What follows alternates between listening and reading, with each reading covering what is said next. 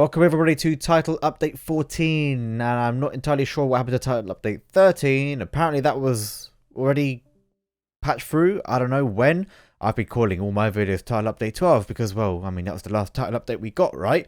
But apparently one of the previous maintenance fixes, or whatever you want to call it, was given the 13 number, and, well, here we are in 14. I don't know how, I don't know why, but here we are.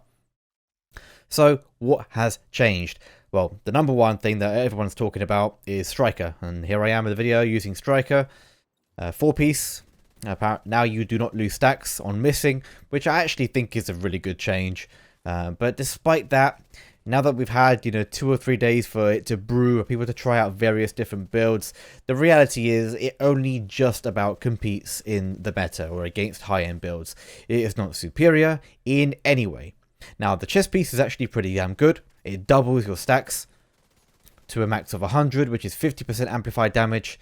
But the backpack is completely abysmal. In fact, anyone running the backpack, just take it off right now. It is not helping your build. You will get more damage even as a console player who can't hit the head from concussion than you would from running the Striker backpack. So do yourself a favor, do your friends a favor, and tell them to take it off.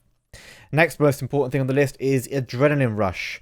That got nerfed, and now you will no longer get stacks from enemy skills. So when a player pulls out a drone or a decoy or drops a hive or littered the whole floor with traps, you will not gain bonus armor from that anymore. I actually like that as a feature, but I do understand that Adrenaline Rush was too powerful. I still think it is too powerful. In my opinion, that was the wrong way to tackle Adrenaline Rush, but hey, that is what we've been given. One more thing, we have a new mask in the game, which obviously was done the absolute last minute, because if you look at the icon on screen, it's got like a Gilla mask description, but it's actually like an improvised mask, which you get 2 mod slots for, but at the same time, they also decided to strip away an attribute. And I'm just thinking, why would you do that? Why would you make a mask that you get an extra mod, great, but then you have to sacrifice a brand set bonus and an attribute? So basically, this mask is an absolute piece of shit. I don't know why that was put into the game. Clearly, it was some kind of last-minute ditch. Okay, yeah, guys, we got to throw out Title Update 14. It's not ready, but yo, intern, just quickly make something, do something. We'll stamp it. Approved. No matter what you've done. Yeah, cool. And yeah, now we have this complete dogshit mask, which is good for maybe only the most niche of builds. Basically, any build that requires only 1 attribute to be spec'd for, it can benefit for. And you might think, well, headshot will be one of them. No. There's no point putting headshot on it because you have the DNH mask, the named Punch Drunk. Because that gives you 20% headshot on 1 attribute, and then the other one can be, well, obviously you can't put headshot, but you can have some other kind of attribute like weapon handling or crit damage, crit chance, or hazard protection even. And then you can have the mod, so 30% headshot from that, but then you also get the 20% pistol damage. So using the new mask is absolute dog shit. I don't know what they were thinking. Either give it a second attribute in addition to the 2 mod slots, or I don't know what you can do to it, because it is an abomination. Moving on to one of the more serious matters at hand, seeing as we have received a title update, an update worthy of a new integer, 14. You'd think we'd be getting some fixes to some of the most broken and overpowered skills, or talents, or mechanics, or attributes. No, none of that has happened whatsoever. I was really hoping that they would touch on one of the most glaring issues that we've been dealing with as PvP players, and even PvE to some extent, for the last 1.5 years, 2 years even. Number 1 on the list, corner glitching. Absolutely rampant in the Dark Zone. It is the most unfair mechanic in the game by a long shot. The ability to shoot another player while hiding your entire body, not even most of your body, but your entire body, has got to be fixed. And you can do that to some extent without a shield, although you are limited by very particular shapes of cover and, well, doorway, corridors, whatever.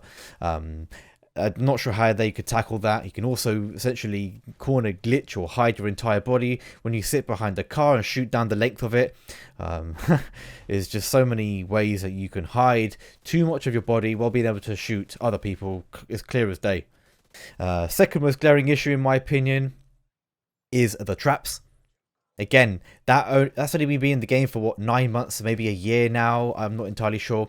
But we've been dealing with the absurdly broken nature of those as well.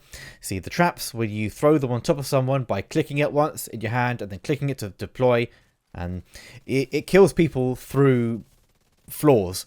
You could throw it on the ground floor and it will hit the ceiling of something and kill the people above it. You can throw it through a window and kill people in the staircase. You can throw it with no skill damage and no yellows whatsoever and kill people if they aren't maybe a full tank. This is completely broken, and when it does kill people, you don't even get credit for the kill. You see, it counts as a suicide for the player that you throw it on, or players. You can wipe an entire team with no skill tiers just by click and throw. So people are making full hazard protection, 6 blue tank builds and throwing them on full teams, maybe with 1 yellow or a technician, or just chucking on 1 piece of China Light, and even the tankiest of players with adrenaline rush procs will still die. This has got to be fixed. And the third most glaring issue is probably going to be the out of combat or PvE status damage bug. So if you inflict a fire, which is the most common, but also it happens with bleed. So what happens is you inflict a status effect, you die, and when you respawn, the PvP modifier is what we believe to be is removed, and thus the multiplier is no longer there to reduce it to PvP values, and then just goes back to what you would deal in PvE. So what happens is you put a fire sticky on someone, or you suicide, you die, you go to the save room, checkpoint, whatever. The moment that you respawn, you start moving around, that player starts taking increased damage and they die. It doesn't matter how tanky they are, they'll be taking somewhere between 2 to 300k ticks. That's about 500 to 600k damage per second in PvP, which is just absolutely, just ridiculously absurd. The fact that hasn't been fixed, in fact, sorry, my bad, it was fixed for a patch, going back to maybe title update 11 or just before title update 11, it was fixed for about a month, and then they changed something, and then they brought it back. So obviously, with people working from home, the way that they've been dealing with patches is developer A or team A deploys a fix, does not pass it off to team B, and then essentially they fix something, then the next patch comes along and is just another team that doesn't have team A's work or their fix is, I don't know, it's just a complete fucking mess, and I'm sick of it, and it's really not acceptable that we've received a title update. Don't call it a title update if you're not going to deliver on what a title update should be worthy of. Proper fixes. Oh, let's move on to glaring issue number 3, invisible walls in the dark zone. Us players seem to be under the impression that there are sort of phantom shields or perhaps remnants of dead bodies. We're not 100% sure. We do think it's the shields that remain on the floor and create invisible barriers, preventing a player from, well, moving around the map freely. And this is the most horrible thing, because you join a server, you're like, great PvP, but except PvP has been happening in that area for maybe 20 minutes, half an hour or longer, and a lot of these phantom shields or dead bodies accumulate, and basically every 2 meters you walk you get stuck, and if you try to roll, which you think would help you get away, it does the exact opposite. If you roll into an invisible barrier, you hit what is essentially a wall, so you roll on the spot and get nowhere. It is unbelievably frustrating to die to it. It is stupid. It needs to be fixed. Glaring issue number 4. I haven't got these written down. I'm actually speaking off the top of my head on a second recording, and it's got to be the big shield. Big shield is just... It's not so much the big shield, but it's the damage that a pistol or a skill can do from behind a big shield. It should be a defensive tool, but it is instead being used as the most offensive tool available. You can pull out a big shield and a fire sticky with creeping death, so you cannot be even damaged, right? And then you have 10 years to line up the sticky. Boom, you hit 1 player, you hit 4 because creeping death, you wipe a full team. Broken. It takes no skill whatsoever, alright? And the player deploying it is likely already been dying, doesn't care about their life, doesn't value their life, and thus could just run out there like a complete moron and go, hey, if you kill me, no problem, I'll be out in 20 seconds and I'll do it again until I get you all. And anybody not running a full Hasbro build, or if they're not running a hive, you're dead. And even if you are running a hive, the fact that it hits you, burns you, staggers you, damages you, well, you haven't got time to drop a hive before you're dead anyway. So, it's ridiculous. That has got to be fixed as well. Either do something with the accuracy of the sticky bomb, Take away the aim assist on PC at the very least. Reduce the aim assist with the aiming of the sticky bomb. I think I see problems on console again with one-shot snipers where you aim in and you have like 0.5 seconds of aimbot provided you are somewhat near the target. Again, that's got to be removed. Oh yeah, glaring issue number 5. Dark zone turrets. See, I'm having to resort to corner glitching because if I even peek that angle normally, I'm going to be shot by a turret that does something like 80 to 90% of my armor in one hit and shocks me on the spot. Now, I mean, you people probably don't know, but I was actually for Dark Zone turrets in Division 1 when that topic was being spoken about. But I did not ever think that they would implement a system where the turrets would deal that much damage and shock you from way outside the area of the checkpoint. And the funny thing is, nothing actually prevents me from sniping the people walking out the door, even with these overpowered turrets. There are angles on pretty much every Dark Zone checkpoint that allows you to shoot the door. So this doesn't stop people from getting checkpoint camped or door camped. This just creates a horrible situation where people just sit there, you know, the ones who can't play PvP very well or have no concept of PvP, they just sit in the bloody turrets in their little safe space and go la-di-da-di-da, Q and E and la-di-da-di-da. Little Care Bear pussy shit, man. I don't want a corner glitch, but you have to use one broken mechanic to deal with another. If you fix the broken mechanics, this problem will go away. Moving on to the next glaring issue. Aim assist on PC. That's right. Even if you are a mouse and keyboard player, you can use aim assist enabled by either tapping down a button on your controller or using a controller emulator, which some people in the community have been exposed for, and we will continue to look for other people to expose. But yeah, that is possible. It's been possible for 5-6 years from Division 1 into Division 2, and if we don't do anything about it or say anything about it now, it's going to reach into, well, Division Heartland and probably even X-Defiant and even Frontline. Who knows? Even though that's a Ghost Recon game. Glaring issue number 6. Crit damage. I mean, it's ridiculous. It's one of the most broken things in the game. It enables... But essentially, let me put it this way, because I don't think people quite understand how overpowered and broken crit damage is until you listen to this way, okay? So, imagine there is no crit damage, there is only headshot damage. So I've spec'd for headshot damage, and let's say I put 100 headshot damage on my build. Most guns roll with about 50 to 70, but let's just say I have a flat 100% headshot damage. If for me to deal, and my gun does 100 damage for base damage, so when I shoot the head, I deal 200 damage. Okay, well, in order to hit the head, I need to be somewhat proficient at aiming. Yeah, with crit chance, you don't need to be proficient at aiming whatsoever. The critical hit chance cap of 60 essentially gives everybody, as long as they spec for crit damage, the ability to hit a minimum of 60% headshots without hitting headshots. But guess what? Even if you are a crit chance, crit damage player, you can aim for the head and deal the increased damage. It's absurd. It's completely broken. Why would you raise the skill floor of aiming and give everybody a 60% headshot ratio, even if they can't hit the head? Just for stacking crit damage. The values have got to change. They are just completely unbalanced. Crit chance and crit damage should be like bonus armor. You know, a talent that you proc, like Finisher, or Vindictive, or a group buff, like Coyote. These are things that make sense. Mods that give you plus crit chance or minus headshot, or a mod that gives you, I don't know, plus headshot, minus crit if you're a headshot gamer. Maybe you have plus 20 crit damage grip, but then you have like minus 20 weapon handling. So you want to hit harder? Fine. Your weapon's going to kick now. We don't have those options anymore. It's just stack crit, put crit, and aim anywhere and deal colossal amounts of damage without, well, being any good at the game. You should have to be a good player, or at least, you should have to hit the head to deal headshot levels of damage. Well, come Title Update 8, developers decided to buff everything.